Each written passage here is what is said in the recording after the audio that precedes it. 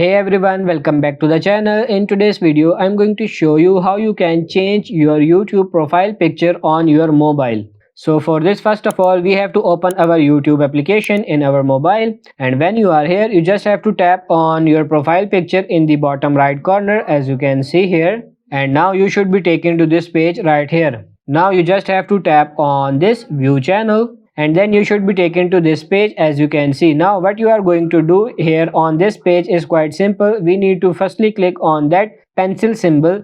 As you can see, just tap on this pencil symbol because that should take you to this page right here. Now what you are going to do is you should be able to see a camera icon here on your profile. You just have to tap on it.